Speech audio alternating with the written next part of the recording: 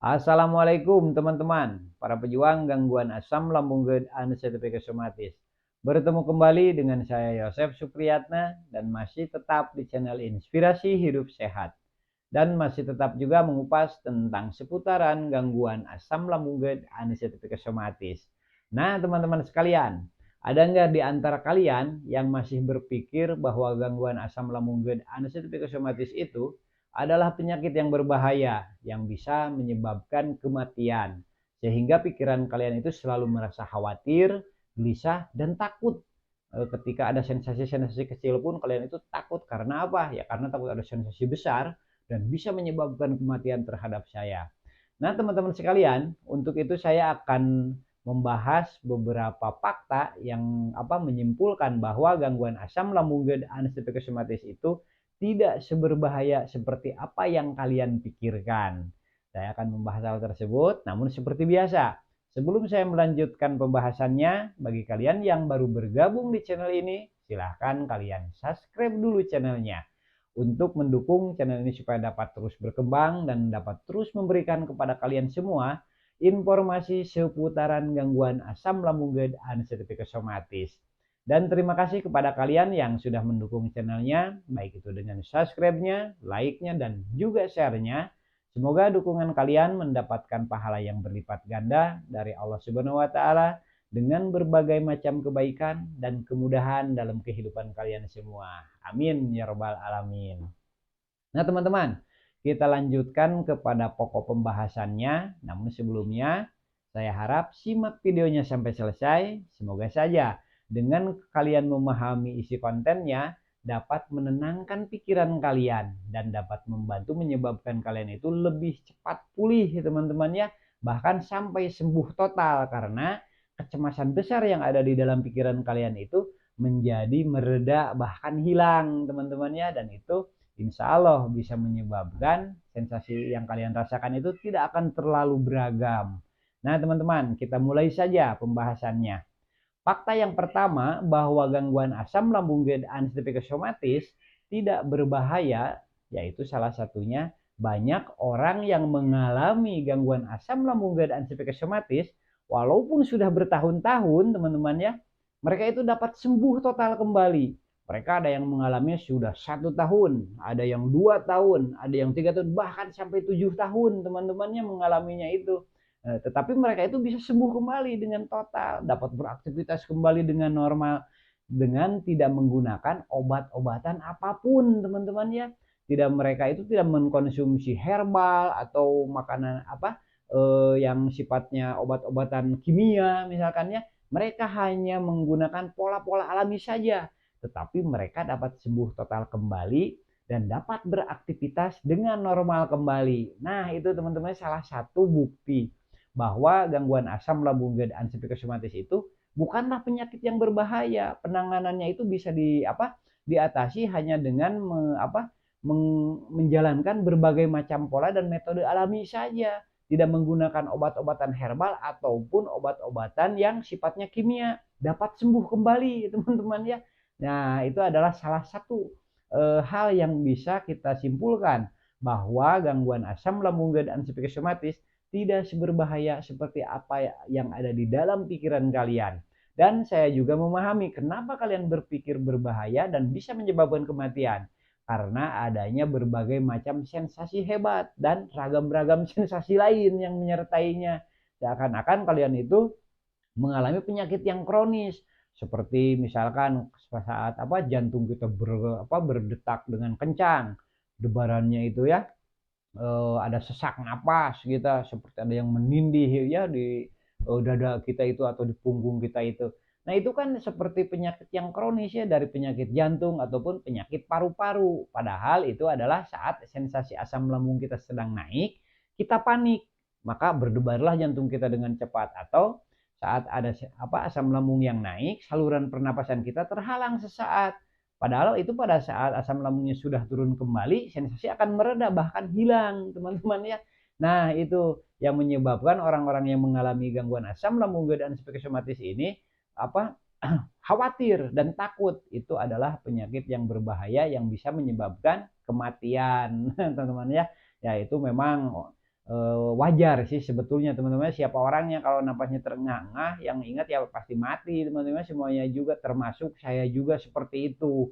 Nah, tetapi teman-teman sekalian, setelah kita mengetahui bahwa banyak orang yang mengalami gangguan asam lambung dan psikosomatis bisa ditangani tanpa menggunakan obat-obatan kimia ataupun herbal, itu menandakan bahwa gangguan asam lambung dan psikosomatis bukanlah penyakit yang berbahaya, tetapi hanya gangguan pencernaan saja pada saat ada ketidakstabilan di asam lambung kita dan ada sedikit disfungsi yang kurang maksimal di esofagus kita, teman-teman. Ketika itu teratasi, maka insya Allah itu akan hilang dengan sendirinya semua sensasinya itu. Adapun orang yang sudah bertahun-tahun sembuh secara fisik ataupun secara fisiknya maksudnya, tetapi pikirannya itu selalu merasa sakit saja, teman-teman ya, itu berarti mengalami kecemasan berlebihan yang sudah membentuk pola pikir, teman-teman ya. Walaupun dia itu sebetulnya sensasi sudah jarang hadir, fisiknya sudah baik-baik saja, sudah sembuh kembali, sudah pulih, tapi pikirannya itu teman-teman ya merasa sakit aja terus, merasa seperti nggak enak gitu ya, nggak nyaman. Nah itu teman-teman berarti dari kecemasan berlebihan yang sudah membentuk pola pikir. Jadi walaupun fisik kita sudah sehat, tetapi si pikirannya itu tetap seperti merasa jadi orang sakit gitu teman-teman ya. Itu membutuhkan pelatihan teman-teman ya, pelatihan untuk mengubah pola pikirnya supaya dapat berpikir dengan positif kembali, yaitu dengan menjalankan berbagai macam aktivitas yang bisa membantu mengalihkan fokus pikirannya. Kerjakanlah kalau yang mengalami seperti itu aktivitas-aktivitas yang menyenangkan bagi kalian, yang menimbulkan efek bahagia. Jangan lupa bersosialisasi supaya kita itu pikirannya itu tidak selalu saja terhadap ya apa yang pernah kita alami dulu. Nah itu teman-teman ya, yang masih merasa sakit padahal fisiknya sudah bagus, sudah sembuh kembali, lakukanlah hal tersebut. Nah teman-teman sekalian, itu adalah fakta yang pertama teman-teman ya, fakta bahwa gangguan asam lambung dan psikosomatis tidak berbahaya. Dan fakta yang kedua teman-teman ya, pada saat ada sensasi gangguan asam lambung dan psikosomatis itu, sensasinya itu bisa hilang seketika teman-teman ya, bisa hilang dengan sendirinya tanpa kita itu melakukan hal-hal yang spesial. Misalkan cuma kita menenangkan pikiran kita dan kita minum air putih, sensasi bisa mereda dengan sendirinya. Karena apa teman-teman ya, itu hanya pada saat asam lambung kita naik saja. Sedangkan setelah asam lambungnya turun kembali ke perut kita atau ke lambung kita, maka sensasinya mereda bahkan hilang seketika itu juga. Nah itu teman-temannya bukti, itu adalah bukti bahwa gangguan asam lambung dan psikosomatis bukanlah penyakit yang berbahaya atau penyakit yang kronis. Itu hanya gangguan pencernaan saja, ketidakstabilan saluran pencernaan kita karena ada beberapa hal yang menyebabkannya seperti itu. Misalkan kitanya itu sering terlambat makan, atau kitanya itu selalu begadang, atau kitanya selalu stres pikirannya itu, dan menyebabkan si produksi asam lambung kita itu menjadi berlebihan. Pada saat esofagusnya tidak dapat menahan karena ada suatu gangguan misalkan ya, dan tidak bisa menahan aliran asam lambung ke kerongkongan kita, maka timbullah sensasi.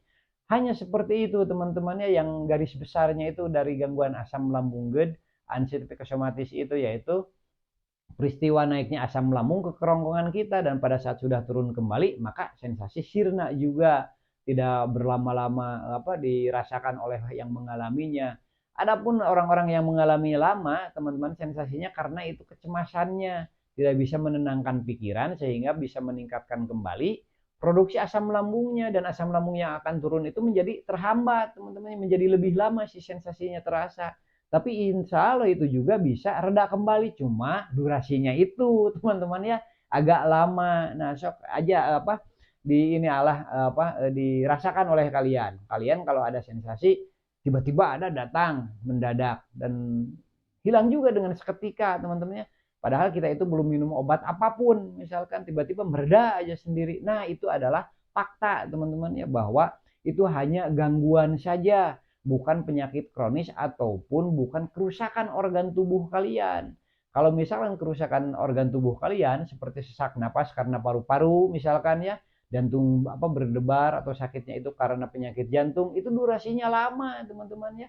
Selama fungsinya tidak bisa dinormalkan kembali dan kerusakan tersebut belum terperbaiki, itu si sensasi terus saja terasa, tidak akan hilang seketika, itu lama yang dirasakannya itu. Nah, kalau asam lambung GERD, antihipertensi itu kan durasinya kalau misalkan kita bisa menenangkan diri, apalagi kita meminum air putih saja, itu bisa hilang seketika itu juga. Nah, itu teman-teman ya, itu adalah fakta yang harus kalian eh, pegang, bahwa apa yang kalian alami tersebut bukanlah penyakit yang berbahaya.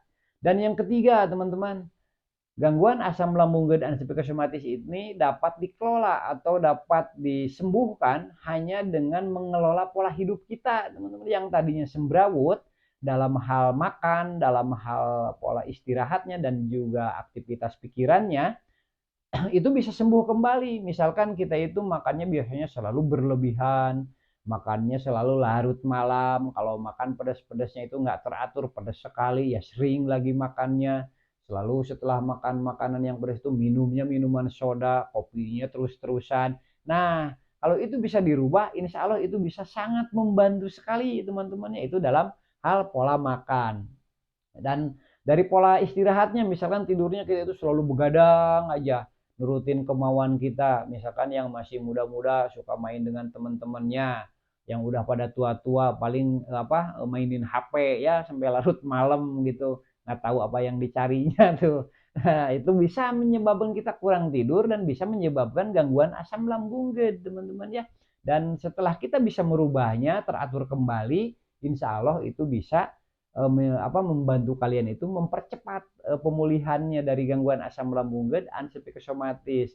Nah, itu adalah fakta ketiga teman-temannya. Dan selain itu kita juga harus menjaga aktivitas pikiran kita. Kita jangan banyak kepo terhadap urusan-urusan yang membuat pikiran kita stres.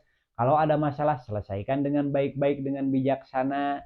Jangan terlalu kita itu membesar-besarkan situasi yang ada. Justru kita itu harus memperkecil aktivitas-aktivitas tersebut supaya tidak menimbulkan pikiran kita itu menjadi stres, teman-teman ya.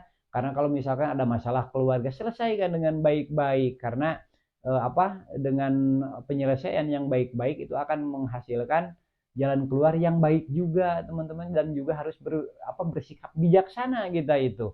Jangan mau menang sendiri, jangan karena kita lagi sakit maunya selalu saja diperhatikan gitu ya. Nah, kita juga harus menyeimbangkan keadaan kita supaya tidak mengalami stres di lingkungan kita ya itu.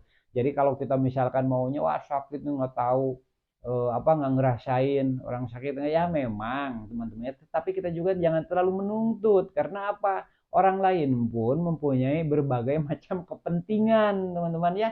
Mereka juga punya kepentingan pribadi yang harus mereka penuhi. Jadi kita itu harus bijaksana dalam menyikapi berbagai hal yang terjadi di lingkungan kita, baik itu dengan tetangga, baik itu dengan keluarga kita sendiri.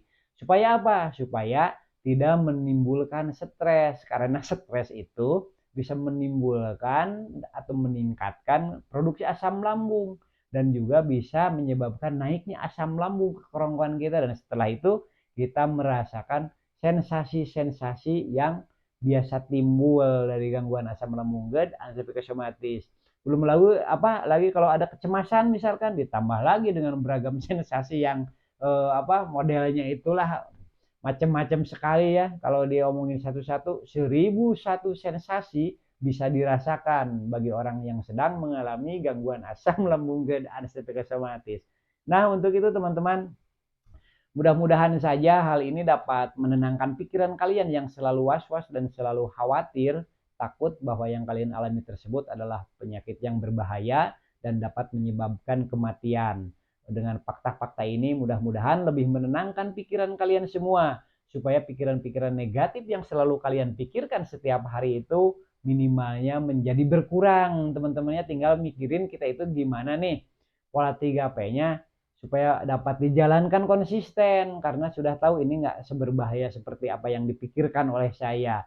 Konsisten melakukan pola 3P-nya, tidak pernah dilanggar ya dalam jarak tertentu sampai kalian itu sembuh total. Nah, insya Allah itu membantu kalian dan kalian akan lebih cepat kembali sembuh totalnya. Nah, teman-teman sekalian, mudah-mudahan apa yang saya sampaikan ini bermanfaat bagi kalian semua dalam rangka mengatasi gangguan asam lambung GERD psikosomatis, terutama untuk mengurangi kekhawatiran dan ketakutan di dalam pikiran kalian tentang gangguan asam lambung GERD psikosomatis yang berbahaya menurut pikiran kalian dan bisa menyebabkan kematian. Namun teman-teman sekalian, jika kalian rasa video ini kurang bermanfaat bagi kalian semua, minimalnya saya itu menemani kalian saja pada saat kalian sedang beristirahat ataupun pada saat kalian sedang merasakan berbagai macam sensasi yang tidak mengenakan tubuh kalian dari gangguan asam lambung GERD psikosomatis. Dan di akhir video selalu saya mendoakan kalian semua, semoga kalian yang sedang mengalami gangguan asam lambung GERD psikosomatis ataupun yang sedang mengalami berbagai macam gangguan kesehatan yang lain, semoga kalian semuanya cepat sembuh total dan dapat kembali beraktivitas dengan normal. Amin ya robbal alamin.